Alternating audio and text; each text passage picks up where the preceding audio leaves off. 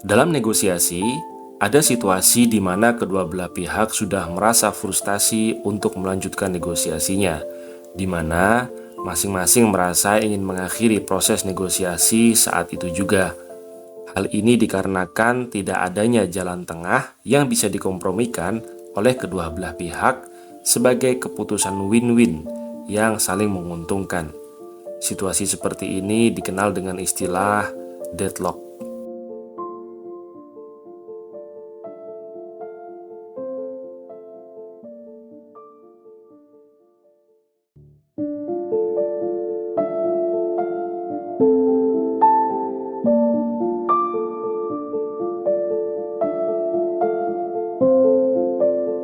Oleh negosiator pemula, situasi deadlock seringkali dijadikan alibi untuk mengakhiri proses negosiasi yang sebenarnya kondisinya bahkan belum mencapai deadlock. Bahkan, baru sekedar konfrontasi awal, negosiator pemula sudah ingin mengakhiri jalannya negosiasi dan pada akhirnya tidak membuahkan apa-apa. Padahal, alotnya diskusi menandakan produktifnya sebuah proses negosiasi. Bagi negosiator hebat, situasi deadlock bukanlah akhir dari negosiasi. Ia mampu mengurai kembali situasi deadlock menjadi diskusi yang sehat. Untuk mempermudah pemahaman, saya akan coba membagi deadlock menjadi 3 level, di mana pembagian ini diurutkan dari tingkat kebuntuan dari yang terendah hingga yang tertinggi, yaitu deadlock semu, deadlock ringan, dan deadlock berat. Kita akan bahas satu persatu. Yang pertama adalah deadlock semu. Deadlock semu sejatinya bukanlah deadlock. Deadlock semu adalah deadlock yang sering dijadikan alibi oleh negosiator pemula untuk segera mengakhiri proses negosiasi. Deadlock semu terjadi saat salah satu pihak mendapatkan konfrontasi dari lawannya, lalu merasa bahwa konfrontasi tersebut adalah akhir dari negosiasi.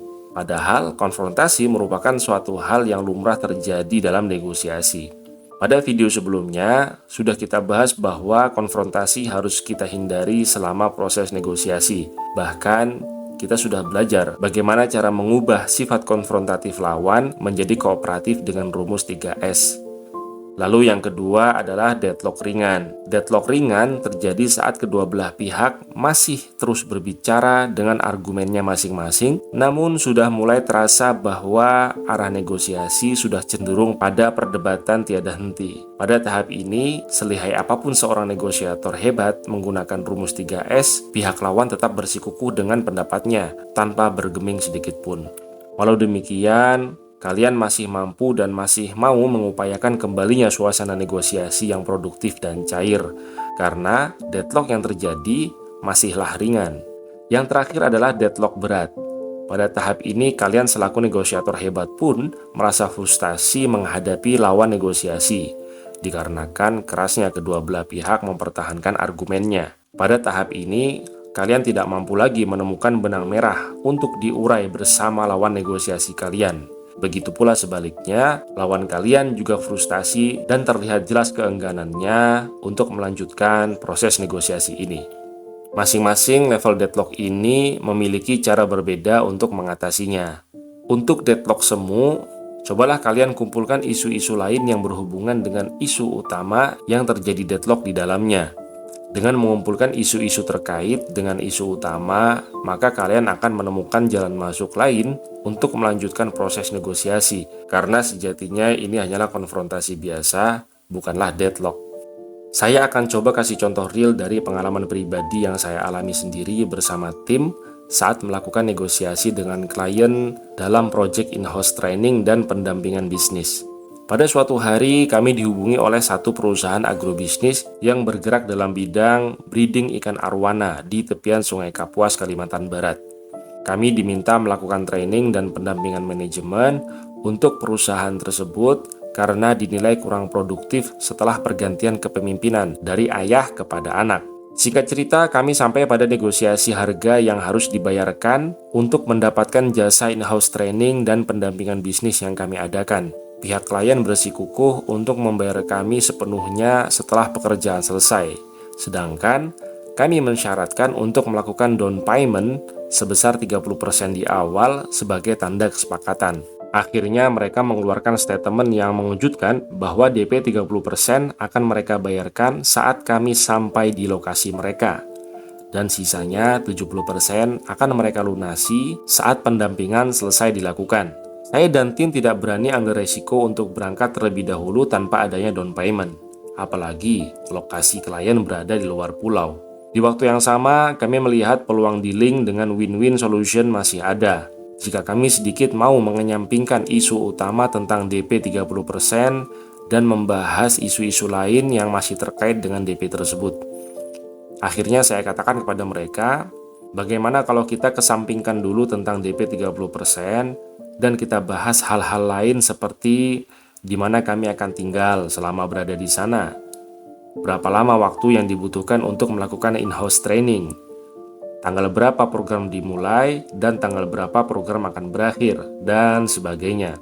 Akhirnya, saat isu-isu ringan ini kami bahas dan informasi tentang tempat tinggal, lama program, tanggal mulai dan tanggal selesai terjawab, kami menemukan jalan tengah tentang DP 30% yang harus mereka bayarkan. Kami pun sepakat untuk DP 30% akan dibayarkan saat kami sampai di lokasi perusahaan dengan syarat pembelian tiket berangkat dan tiket pulang sudah diselesaikan di depan.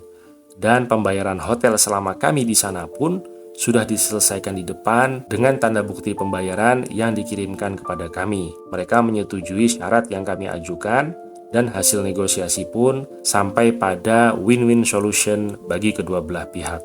Kita bedah sedikit kasus ini. Kalian bisa lihat bahwa ada situasi alot di saat saya meminta DP 30% kepada klien saya. Dan mereka hanya mau membayar setelah pekerjaan selesai tanpa adanya DP.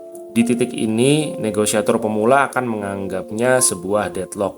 Padahal sama sekali bukan. Ini hanyalah konfrontasi awal negosiasi. Saat konfrontasi ini terjadi, saya memilih untuk mengenyampingkan dulu isu utama, yaitu DP 30%, dan memunculkan isu-isu lain yang lebih ringan, yang masih berhubungan dengan DP 30%, seperti tempat tinggal selama program berjalan, tanggal mulai dan selesainya program, jumlah peserta, dan sebagainya. Saya secara terbuka menyampaikan bagaimana kalau pembicaraan DP 30% kita bahas nanti saja dulu, dan kita bahas hal-hal lainnya biar lebih cair diskusinya. Bagaimana Pak? Setuju? Dan saat mereka setuju, negosiasi pun kembali produktif dan kooperatif. Jadi, strategi mengatasi situasi deadlock semu dalam negosiasi adalah dengan mengenyampingkan isu utama dulu, lalu memunculkan isu-isu ringan yang masih berhubungan dengan isu utama tersebut.